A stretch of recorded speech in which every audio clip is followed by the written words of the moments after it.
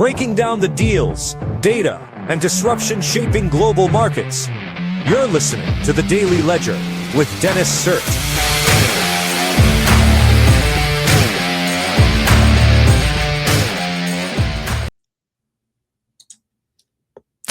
Hey folks, good morning. It is Thursday, December 18th, 2025. You're listening to the Daily Ledger Show, and I am your host, Dennis Sert. Great to be here with you today.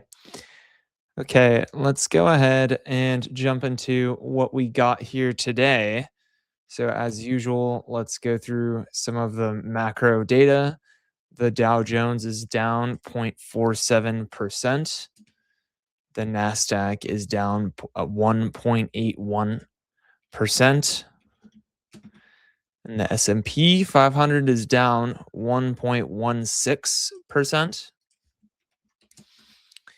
And then Bitcoin is at 88,604,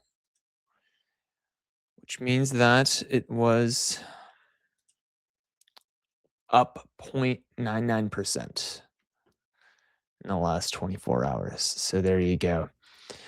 I think today we're going to pile drive through some news. We're going to talk about some of the macroeconomic data, so the CPI that came out specifically.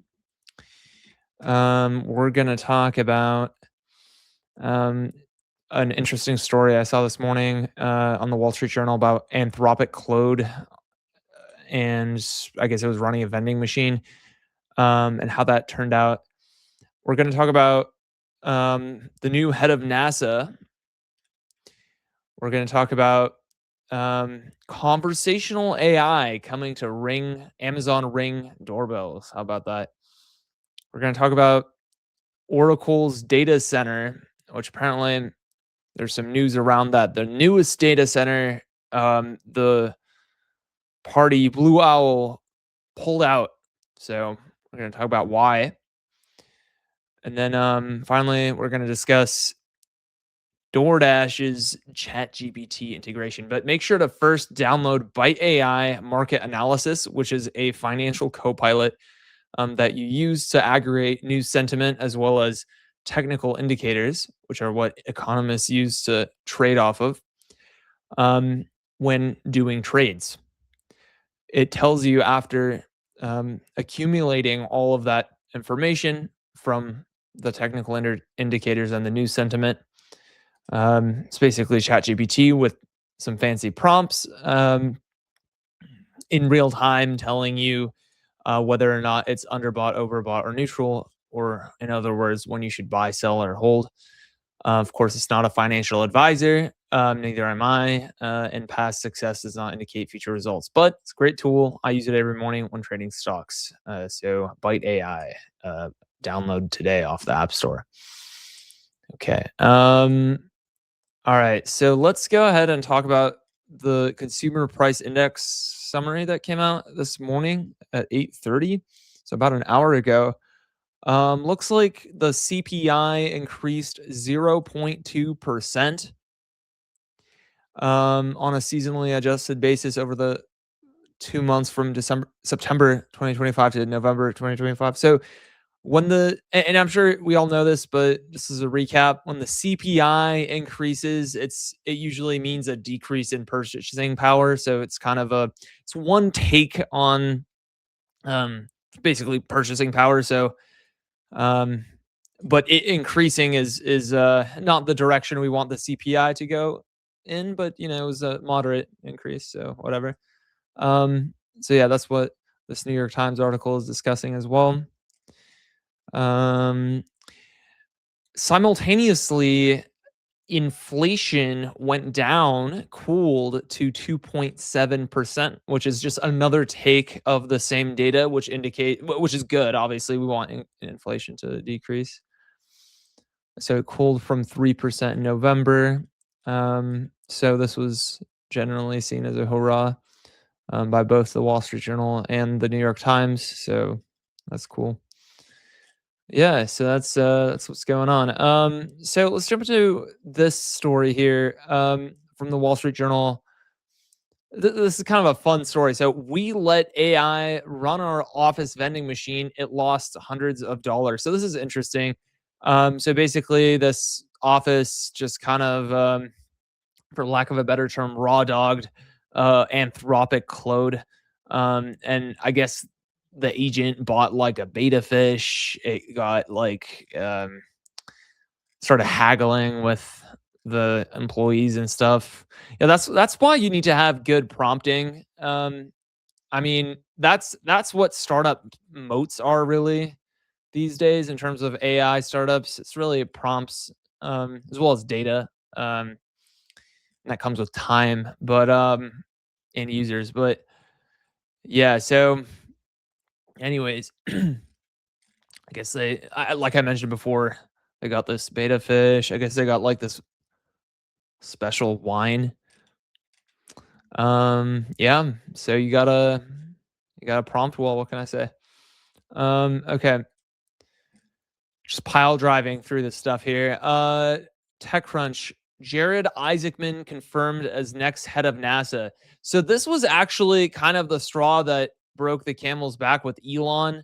Um, back in May, between January and May, it was going great, and then suddenly, and then a few things kind of piled on top of each other that kind of rubbed Elon the wrong way. Of course, Elon's used to being the CEO, the boss, but of course, with President Trump, he's not the boss. And so that was definitely causing friction. But from what I understand, the thing that again broke the camel's back here was um, Elon has this like buddy named Jared Isaacman, and he wanted President Trump to nominate him as head of NASA. And then because Jared Isaacman was, I guess, donating to the Democrats, um, President Trump denied Elon this guy as the head of NASA. And apparently that's kind of why he left.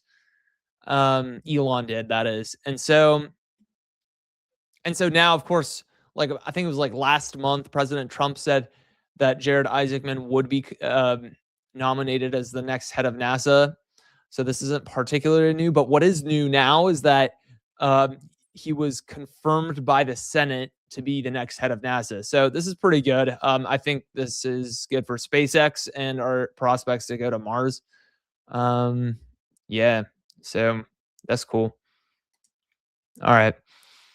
Amazon's new Alexa Plus feature adds conversational AI to Ring doorbells.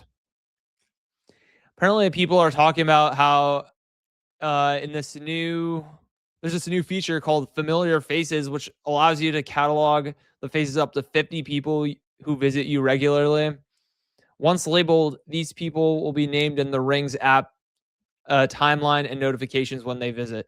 I mean, and people are like, oh, facial recognition. Like, please, like, if you've flown in the past like year, I mean, you're already in databases. I mean, it's like the whole point of Palantir. I mean, it's like, oh, Amazon has facial recognition technology. It's like, okay, like let's calm down there. It's everybody has facial recognition technology, all right? That's how you unlock your phone, all right? Yeah. From the Financial Times, US tech stock slide as Oracle data center setback reignites AI concerns. So I guess Oracle had this deal with this company called Blue Owl for a $10 billion data center. I think in like Michigan. So anyways, yeah. And so apparently Blue Owl backed out and Oracle's stock did pretty bad. It kind of tumbled 46% since they peaked in September.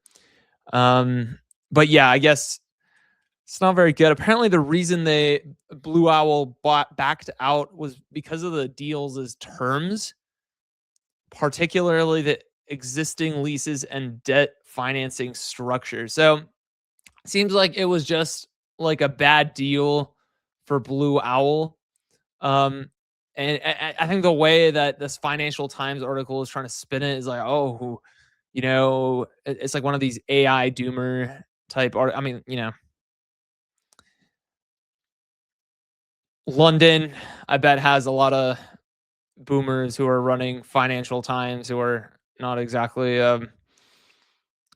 excited about the new AI tech era. But that aside, I think Financial Times with this article is trying to spin this sort of like macro trend, like, oh well, the AI bubble's gonna pop. Yeah, I think it was just a bad deal with Blue Owl. Sorry, Financial Times. Um, you'll get your doomer article in another opportunity, I'm sure. Okay. Wall Street Journal, DoorDash teams up with OpenAI to offer grocery shopping and ChatGPT. You know, first of all, I like DoorDash. Fellow YC company. So, I mean, Byte AI isn't YC, but I am a YC alum, so there's that. But yeah. Anyways, so make sure to get your food from DoorDash rather than Uber Eats. Support a Y Combinator backed company. But anyways, aside from that, seems like they're pretty active with ChatGPT with their new like Zesty app that they launched, and then now this says under this partnership, users can ask ChatGPT for meal or recipe suggestions, then ask the chatbot to shop for it using the DoorDash app. Oh, okay, yeah. So basically, ChatGPT is the one essentially gaining DoorDash as a feature. Yeah, okay, that's kind of cool.